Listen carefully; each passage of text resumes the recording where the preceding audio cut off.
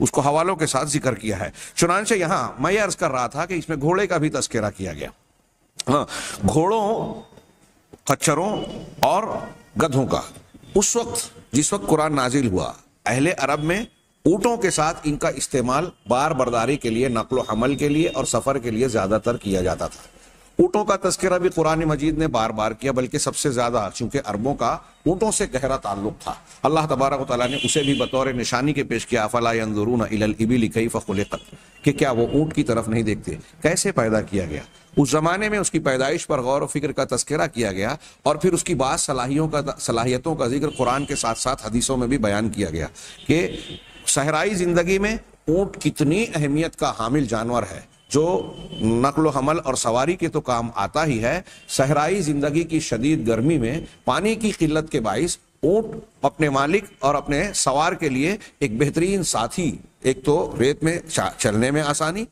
اس کو ریگستان کا جہاز کہا جاتا ہے، دوسرا یہ کہ اس کی چربیوں میں ایسی صلاحیت قدرت نے رکھی ہے۔ پہلے یہ کہا جاتا تھا کہ اونٹ ایک مرتبہ پانی پی کر ایک اچھا خاصا ذخیرہ رکھ لیتا ہے، وہ ہوتا ہو یا نہ ہوتا ہو، لیکن جدید تحقیقات نے بتایا کہ اونٹ کی جو پیروں میں، کھر میں چربی بھری ہوتی ہے، اس کے کوہان چربی پر مشتمل ہوتی ہیں، اور ان میں پانی کے ایسے اجزاء اور مادے، ایسے مقدار موجود ہوتی ہے جو جسمانی طور پر اس کی پیاس کی ضرورت کو جسم کی دھیرے دھیرے پوری کرتے رہتے ہیں۔ بلکہ بعض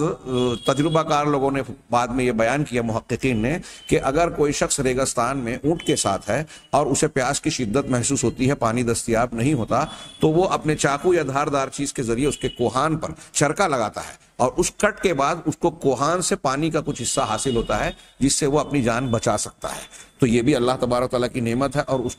پہ غور کرنے اور اس کی نعمتوں کا تذکرہ کرنے کے بعد آپ دیکھیں گے کہ اگر اس اونٹ کے سلسلے میں بھی قرآن اور حدیث میں علمی اعجاز ہمیں نظر آئے گا۔ یہاں جو ترجمے کے بعد میں عرض کرنا چاہتا ہوں نقل و حمل کے اسباب کے تحت، وہ ہے اس آیت کا آخری ٹکڑا۔ اللہ تعالیٰ نے آخری میں کہا کہ یہ سواریاں تو ہم نے تم کو سواری کے لیے، اور یہ چیزیں جانور سواری کے لیے اور زینت کے طور پر دی۔ آخری جملہ ہے وَيَخْلُقُ مَا لَا تَعْلَمُونَ،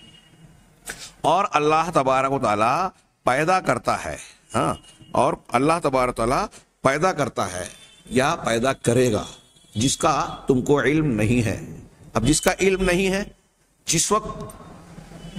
اہل عرب کے سامنے قرآن کی یہ آیت پیش ہو رہی ہے اور جو اولین مخاطب ہیں، اس وقت